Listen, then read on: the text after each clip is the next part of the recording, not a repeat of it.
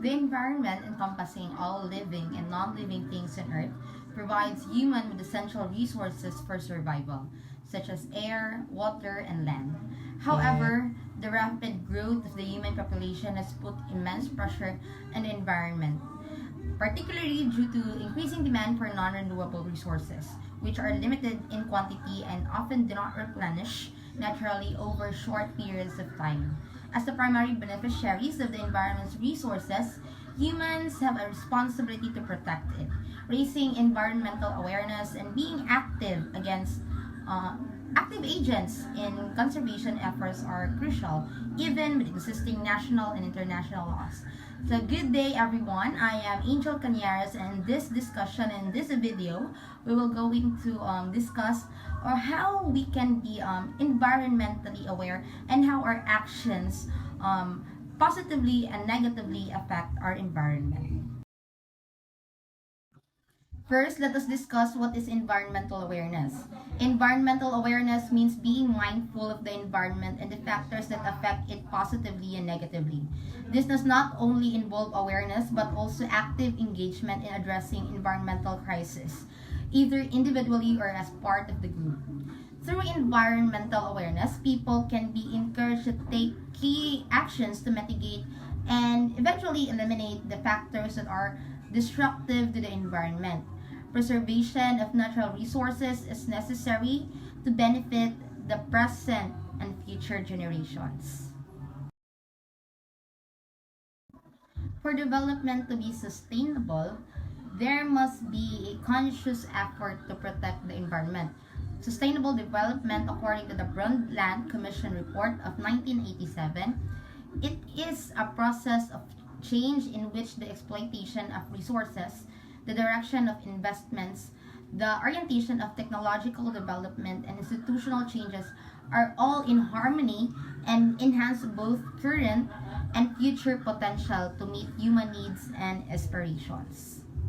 Furthermore, sustainable development also emphasizes that development must aim to meet the needs of the current generation without completely depleting resources for future generations. It also takes into considerations the present generation's ability to keep the resources available so that future generations can also benefit from them. That is according to EarthScan POP of 1987. So pursuing sustainable development does not mean that humans are no longer allowed to use the Earth's resources. It simply suggests that humans must consider the rate at which environmental resources are utilized.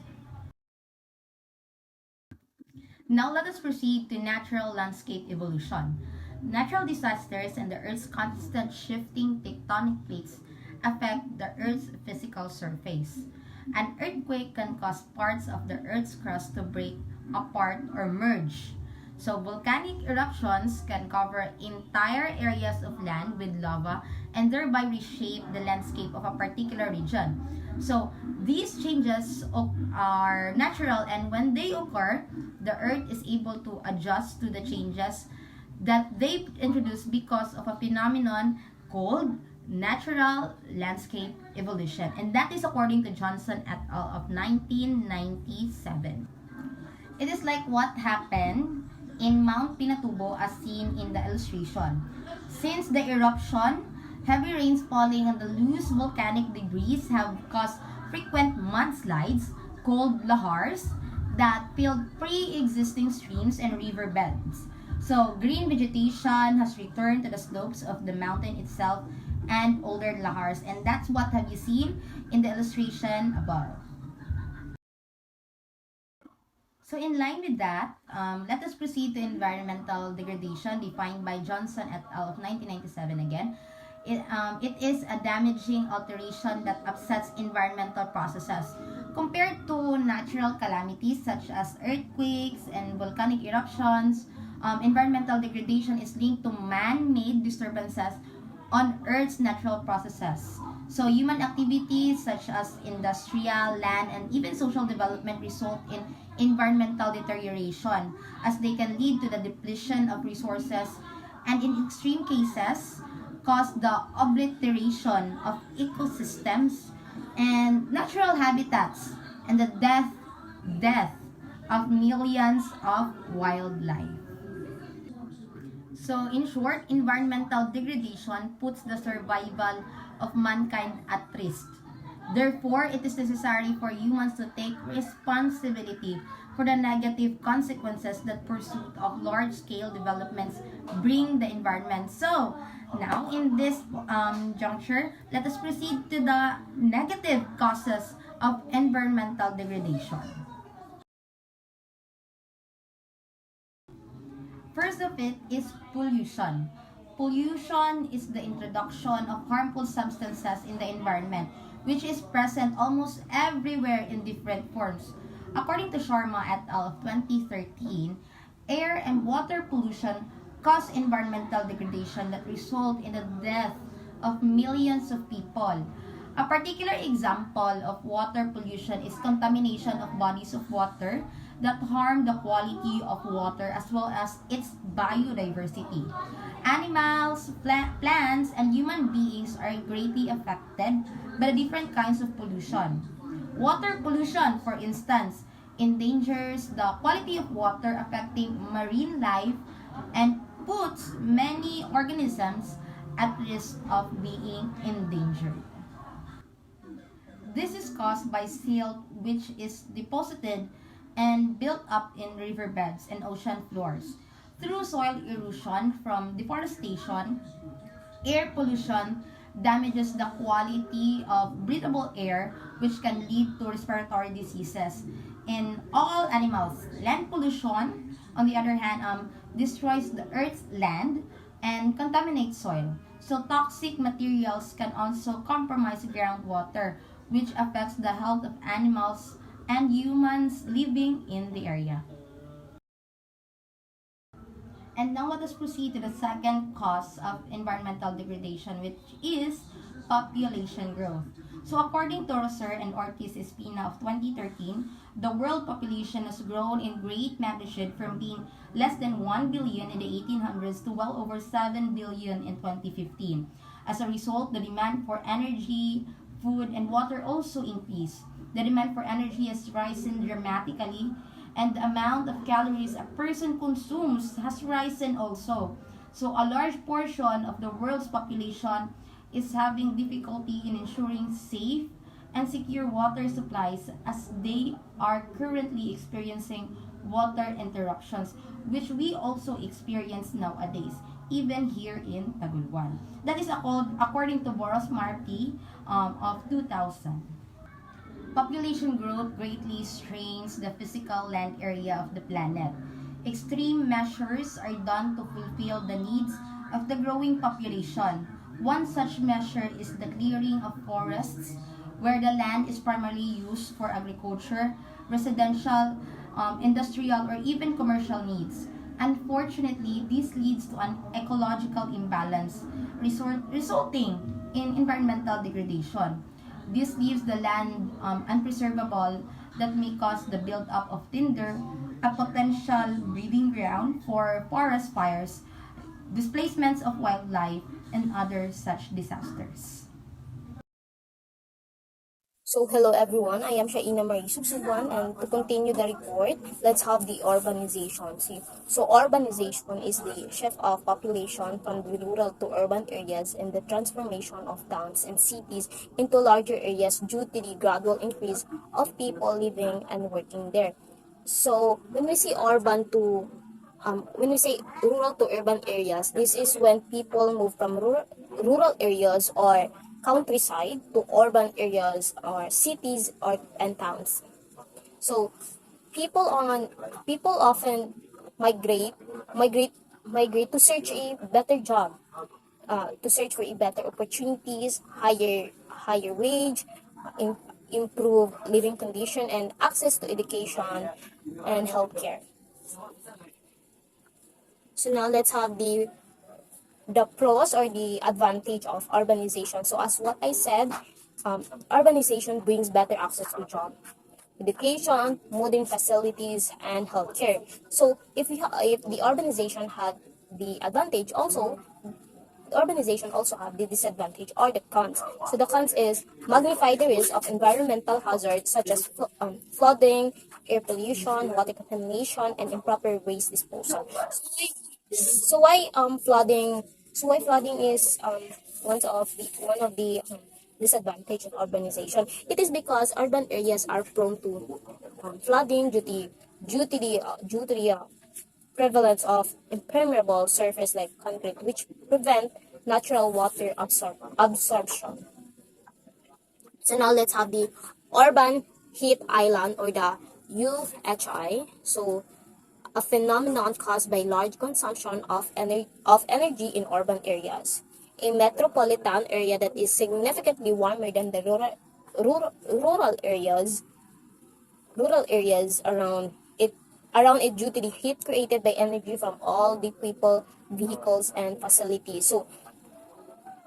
So the urban heat so the urban heat island or the UHI effect is a phenomenon where urban areas experience higher temperature than the rural surrounding. So the one of the causes of UHI or the urban heat island is the energy consumption.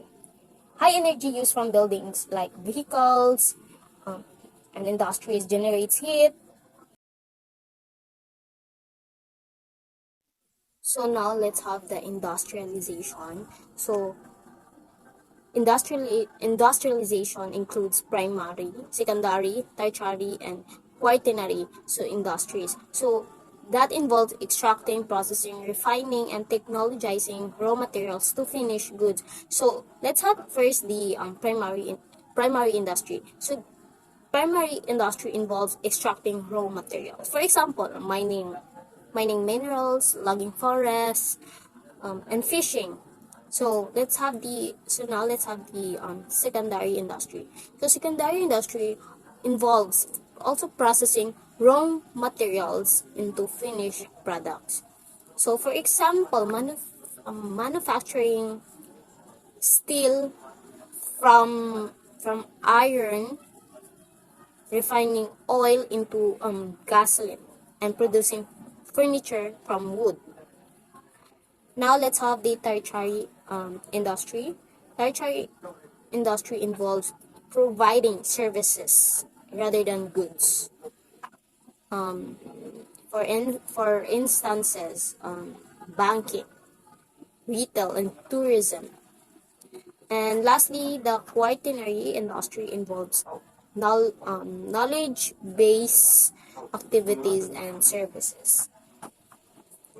So industrialization is this is the process of developing industries to produce goods and service from raw materials.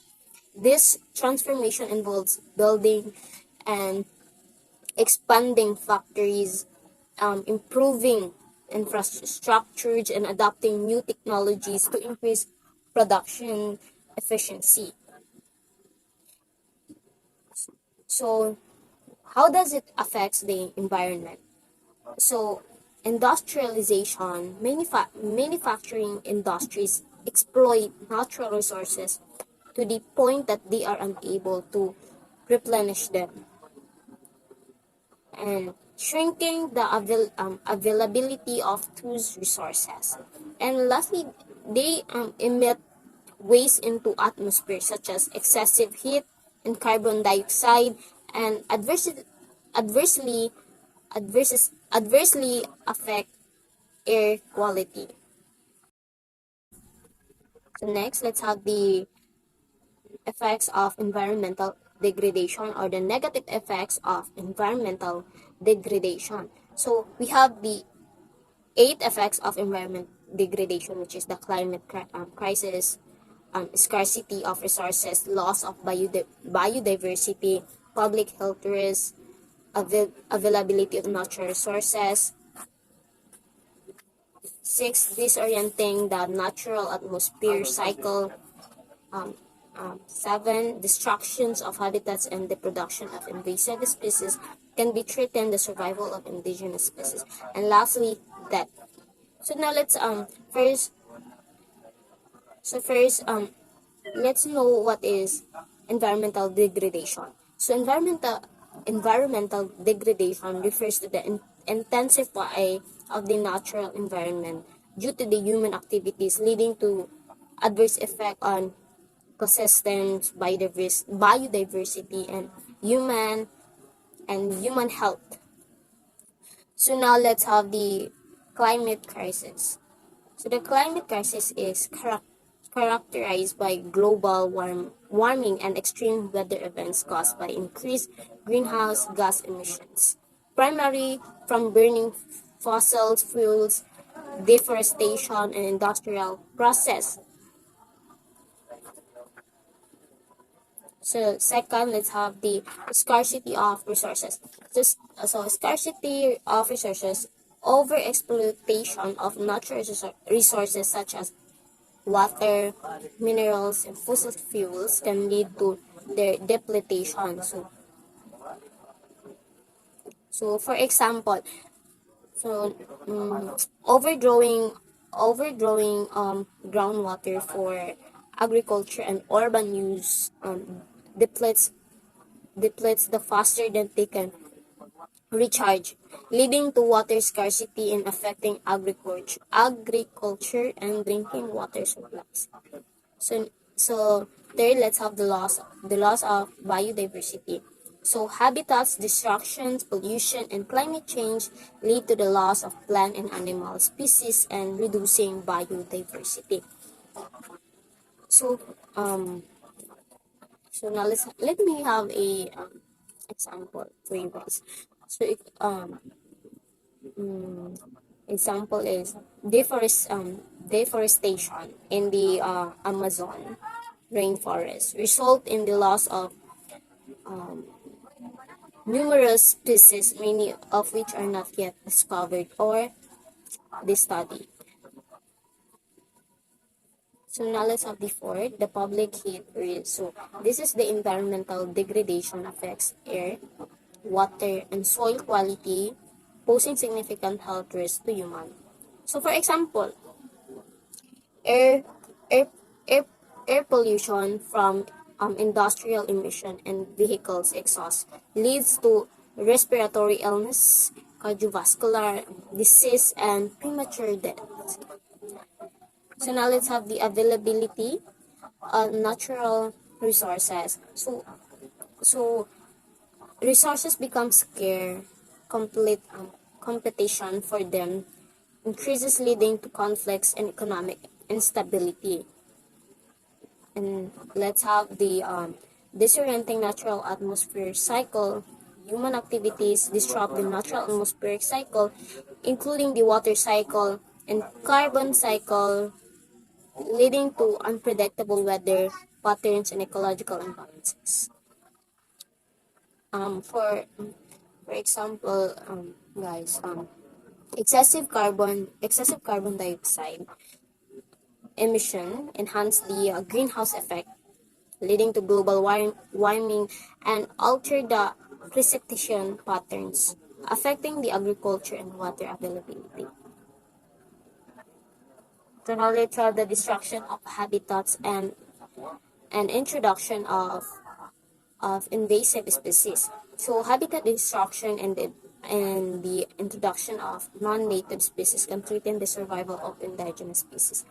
So the indigenous species, for example, for instances, the construction of urban areas and agriculture expansion destroy natural habitats, while invasive species like the water hyacinth in the Philippines waterways outcompete native plants, disrupt ecosystems. And lastly, the death. Severe environmental degradation can lead to direct and indirect deaths of human and wildfire. So that is everyone for my part of this report. Okay, class. So before we continue our discussion, let me introduce myself first. So I am your teacher, Kathleen Stilao Pachoco, and today I will be the one discussing the Philippines on environmental awareness. So we have laws on how would we protect our environment. We have the Philippine Mining Act of 1995, so Republic Act 7942.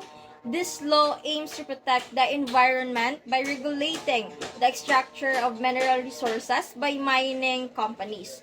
So while and expanding foreign investments and increasing mining outputs. So one of the example of the Philippine Mining Act is that when you cut trees on the mountains and you will going to make it a subdivision or a condominium unit. So Philippine Clean Air Act of 1999, so Republic Act 8749.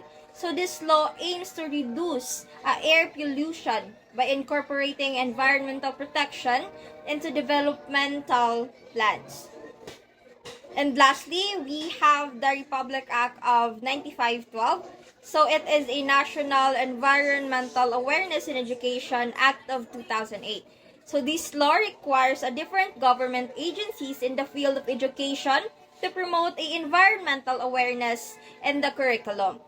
Schools must discuss the threats of harming and exploiting the environment. So the citizens are responsible to the environment. And the value of conserving, protecting, and rehabilitating natural resources in the context of sustainable development. So one of the example of this National Environmental Awareness and Education Act of 2008 is when we're going to conduct a seminar that have a way on how would we protect our natural resources, on how would we prevent. So now let's proceed to the world and the environmental awareness. And now let's proceed to the world and the environmental awareness. So we have 6 categories in this environmental awareness. First, we have the Montreal Protocol. So Montreal Protocol is a substances that deplete the ozone layer and the international treaty on the need to protect the ozone layer. So second, we have the UNFCCC, United Nations Framework Convention on Climate Change. It is a convention that recognizes the negative effect of the greenhouse gases on the earth, climate, and human conditions. Next, we have the Kyoto Protocol. So, Kyoto Protocol is the first international agreement sponsored by the UNFCCC. So, this protocol recognizes that the developed countries are principally responsible for the current high levels of GHG emission in the atmosphere. So when we say GHG, it is the greenhouse gases. Okay, next we have the Paris Agreement. So Paris Agreement is designed to push a nation to enact actions that can elevate climate change. So as well as to help the developing countries to financially do the same. The Paris Agreement now is crucial as it represents a comprehensive, flexible, and dynamic framework for global climate governance. It is emphasizes on the inclusivity, ambition, and support mechanism makes a cornerstone in the global effort to address the urgent and complex challenge of climate change. We have the Millennium Development Goals or the MDG. So, Millennium Development Goals is a set of 8 goals formulated by the participating entities of the United Nations in 2000. So, these goals serve as a roadmap that will guide the development plans of all participation nations with a target date of 2015. So Millennium Development Goals is were pivotal and driving global progress on critical development issues. It will improving millions of lives, setting the stage of ongoing efforts towards to sustainable development through the Sustainable Development Goals. Lastly, we have the Sustainable Development Goals or the SDG. So, Sustainable Development Goals or the SDGs 17 goals range from the elevation of poverty to the quality education. 7 out of 7 goals outlined, and the SDG advocate to increase efforts to promote and to practice environmental sustainability. So the Sustainable Development Goals are vital for guiding global efforts class towards a more prosperous, equitable, and sustainable future by addressing the root causes of poverty, inequality, and environmental degradation. The SDGs aims to create a world where all people can thrive within the planet's ecological limits. And that would be all, everyone. I hope that you've learned something in this discussion. God bless you and goodbye.